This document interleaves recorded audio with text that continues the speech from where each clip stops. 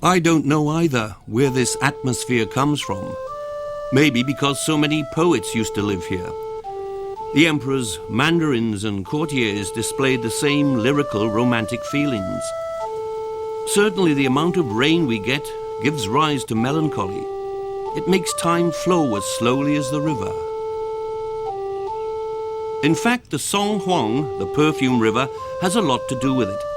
When it's shrouded by the autumn mists, you can feel how it imposes its own atmosphere on Hue.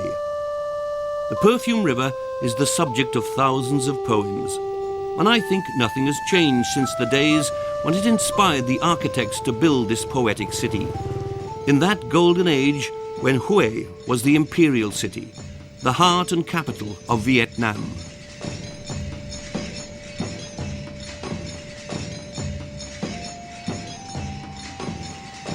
In the early 19th century, Vietnam's last imperial dynasty was founded by Gia Long. He had a new capital built on the perfume river on the Chinese model.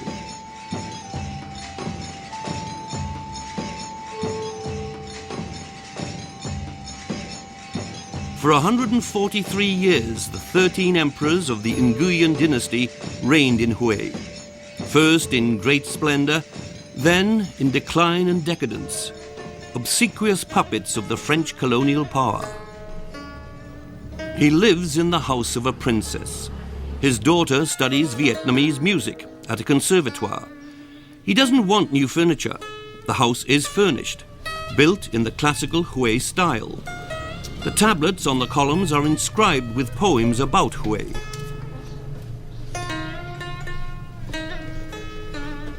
Phan Tuan An is the Hue city historian.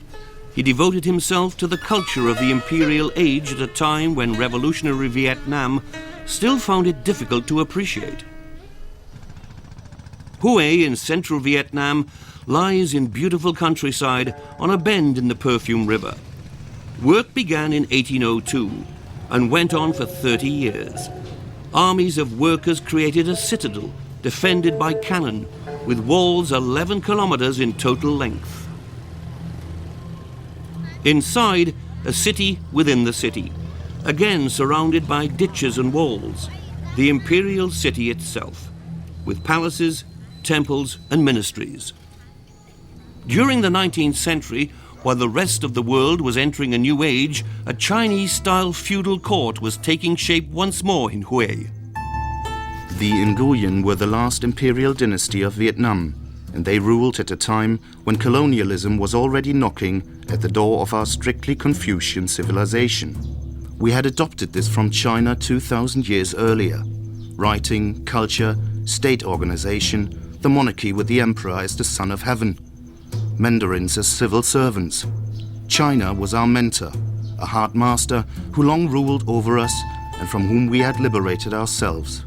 That's important. I think too that in seeking harmony with nature, our architecture is more modest than its Chinese model. Ngo Mon, the mighty southern gate of the imperial city. From its balustrade, parades were reviewed, judgments passed down, and the lunar calendar proclaimed. On the base of the city walls, the 5 Phoenix Pavilion rests on exactly 100 pillars. The number symbolizes the indefinite, or indeed infinite, rule of the emperor. Only the emperor himself was permitted to walk through the midday gate, as it was known.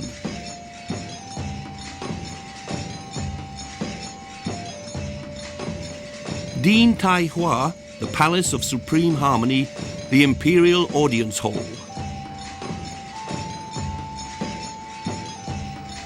Coronations and birthdays were celebrated here, and twice a month the ruler gathered his mandarins about him. 80 ironwood columns with the finest lacquer each depict 9 dragons, the emperor's symbolic beast, as well as clouds, the sign that his reign was legitimized by heaven. In 1945, on the balustrade of the Midday Gate, the last emperor handed over power to Ho Chi Minh, and the colors of revolutionary Vietnam were raised. Two wars awaited the country's people, first against France and then against the United States. The city on the Perfume River was hit particularly hard by both. The imperial city has long since lost its erstwhile importance. With its multitude of mopeds and rickshaws, Hue today is as bustling as any other city in Vietnam. The markets are overflowing. Hue's famous cuisine still recalls the imperial age, as do the many high school girls in the classic white Ao Dai. Hue was and is a city of education, and even today, it's the heart of Vietnamese Buddhism. The Great Bell can be heard from 10 kilometers away.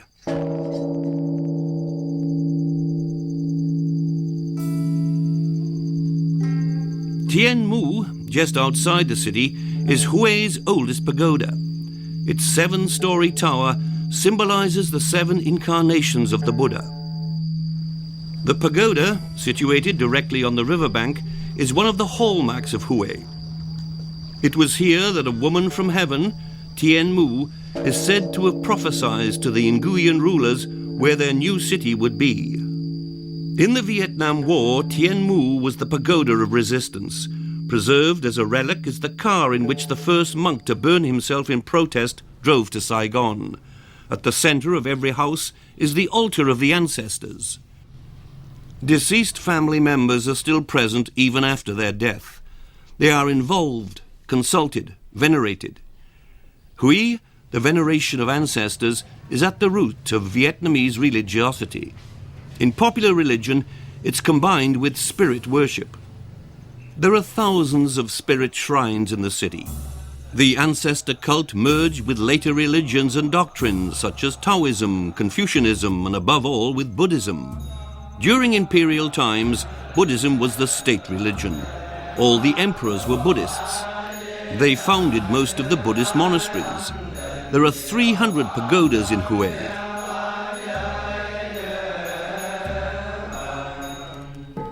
Twice a month, Pan Tuan An goes to Tu Hue Pagoda with his wife. It's situated in a pine wood outside the city, an oasis of meditative calm. Founded in 1843, it was the pagoda of the imperial eunuchs.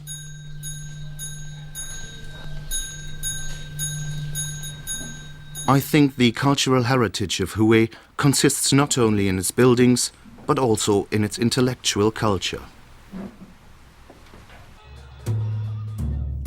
The Tay Temple in the imperial city houses the ancestral shrines of the Nguyen dynasty, set up in rows. Between the first strong emperors and the later puppet emperors of the French is the shrine of the 4th Hue emperor, whose tragedy explains much of the city's melancholy. He was hardly 1.50 meters tall, of gentle manner, highly educated, sickly and childless. His name was Tu Duc. He wrote 4,000 verses and 600 prose pieces. He was a good poet, but a weak emperor. It was during his reign that the French seized the country. After that, the imperial court became merely an operetta. Whether a stronger man could have saved the country, it is difficult to say. Tu Duc, oppressed by guilt, fled from reality and withdrew to his own mausoleum, which, like all emperors, he'd had built in his lifetime.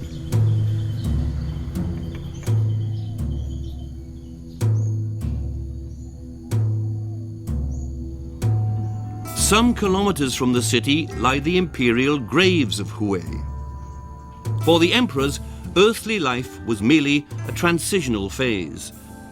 They constructed palatial mausoleums surrounded by parks, lotus ponds and pavilions where their souls would have a fitting, appropriate residence after their death. Tu Duc used his tomb before he died. He sat here writing and reciting poetry by the lotus pond, across which he would have himself rowed by night when the moon was full. For his mother, his wife, and his 104 concubines, he built temples and living quarters. He had tea brewed from morning dew. The opulent banquets were accompanied by music and poetry. But this luxury did little to lighten the two dukes' melancholy. A forecourt with a guard of honor of stone mandarins leads to a pavilion, behind which is the actual grave. In the pavilion is a massive stele, on which are engraved in 5,000 characters two dukes' confession, which he himself composed. I was born weak and sickly, and to my shame I have begotten no children. Only hesitantly did I take over the government from my father. I name my grave Grave of Humility.